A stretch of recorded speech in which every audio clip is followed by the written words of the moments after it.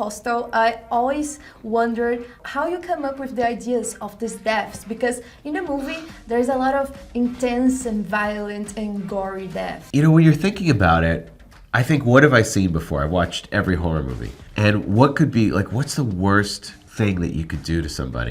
The legend says if a woman has any love relations or sexual relations with a priest, she becomes this horse with no head, but with fire coming out of its neck. Okay. Yeah, it's called mula sem cabeça. Well, it sounds like a tourist goes to visit a town somewhere in Brazil, like an American, and there's this beautiful girl there, and they don't understand why the townspeople are afraid of her, or no one will date her. Bem-vindos a mais um vídeo no canal. Gente, antes de vocês saírem desse vídeo, eu já aviso que é um vídeo diferente, mas se vocês gostam do canal e dos casos que eu conto aqui, eu peço muito pra vocês darem uma chance pra esse vídeo, porque ele é muito importante pra mim. E eu sei que é um conteúdo um pouco diferente do que vocês estão acostumados de eu sentar aqui e contar casos, mas eu garanto que é tão interessante quanto, e foi uma das ocasiões mais importantes pra minha carreira. Eu não sei se vocês sabem, mas eu sempre tive sonho em entrevistar pessoas, eu gosto muito de fazer isso, e eu recebi uma oportunidade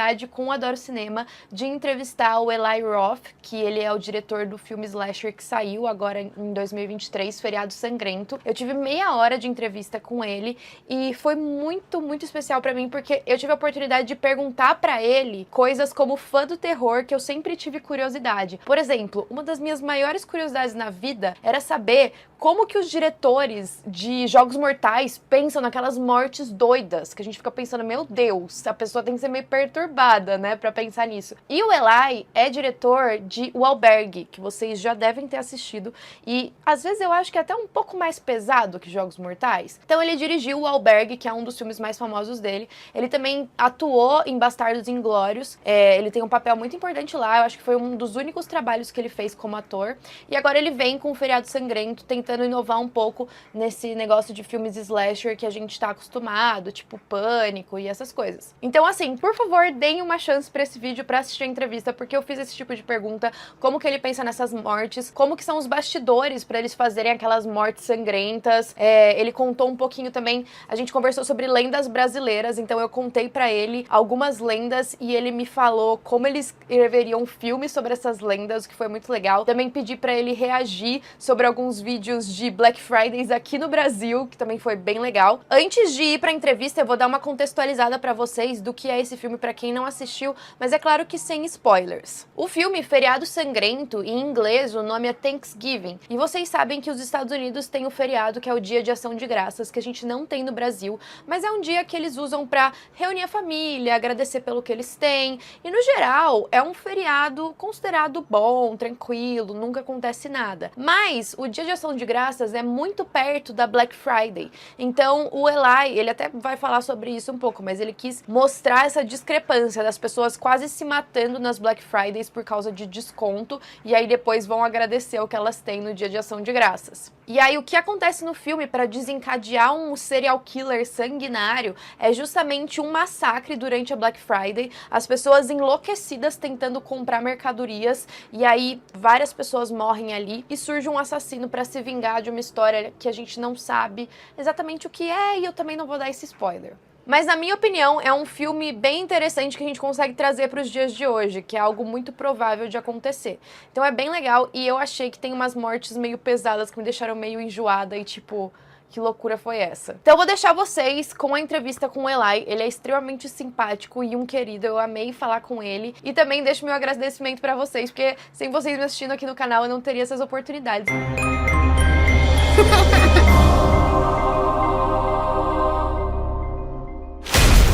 There are any differences when you direct the rest of the cast and the killer, the person Yes. who's going to play the killer? God, I love your questions. These are so good.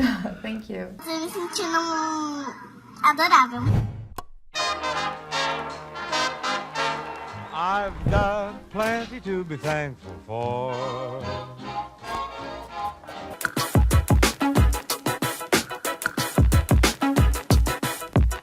But we don't don't have Thanksgiving here in Brazil, so I would like to know how you came up with the idea of John Carver, what's his story, and how did you came up with the idea of the mask using his face? So we wanted a movie that with a great killer, with a great mask, but also something that could play around the world, because as I know from being here with Hostel or my other films, scares speak no language. So even if you don't have the holiday, people understand greed and killing and stalking and revenge. So I wanted a great movie that even if you know what the holiday is, you don't need to know the rules of the holiday to enjoy the horror movie. You just want to see amazing, amazing kills. So we kept looking at what is the mask that this killer wears, because it has to be iconic.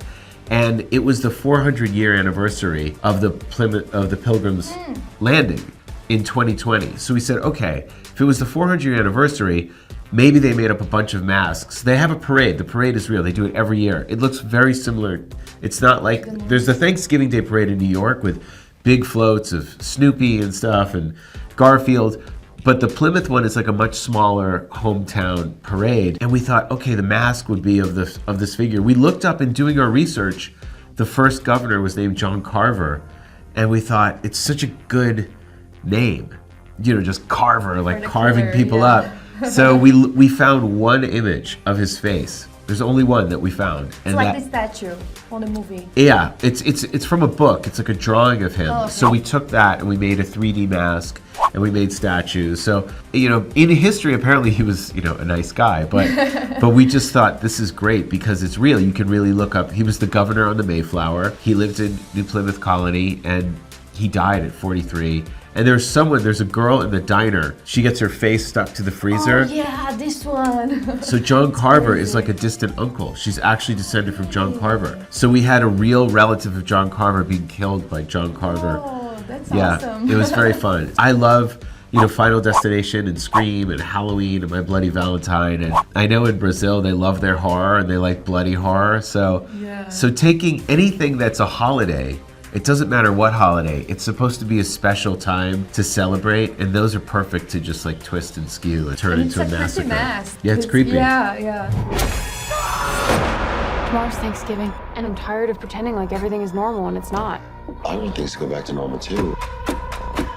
Since Hostel, I always wondered how you come up with the ideas of these deaths, because in the movie there's a lot of intense and violent and gory deaths. But they're fun. Yeah, they are. So Hostel's like, I watch Hostel now and I go, man, it's very strong. So this one, it's the kills are insane, but they're still like just a little bit more fun. You know, when you're thinking about it, I think, what have I seen before? I've watched every horror movie. And what could be, like, what's the worst thing that you could do to somebody? Because it's easy to, like, chop off arms and eyes. We've seen it before. But what makes it great is when you take something that's supposed to be used for something else, like the corn holder. Now, every Thanksgiving you have the corn holder because the corn is too hot. So it's like to protect your fingers. But what if that went in your ears? It's so horrible because it's supposed to protect you. Yeah. So when you can take something that's supposed to be used in another way and turn it into some, like, just using it in like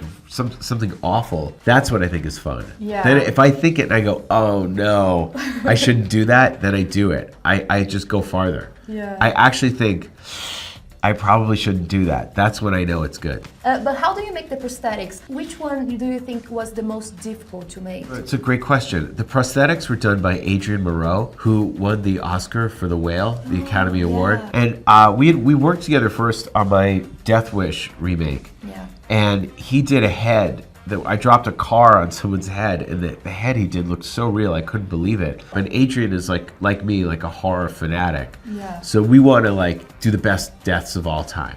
It's like our chance to enter, you know, in the Hall of Fame of horror movie deaths. Yeah. So he has his techniques of how he'll scan a head and a body and a face, and they look so real.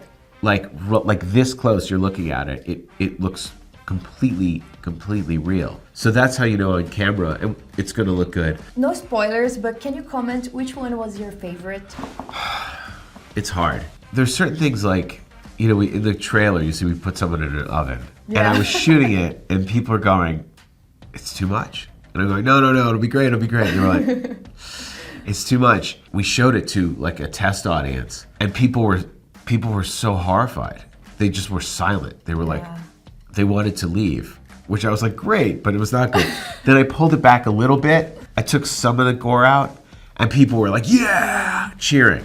So that one turned out great. I'm particularly proud of that one. There are any differences when you direct the rest of the cast and the killer, the person who's going to play the killer?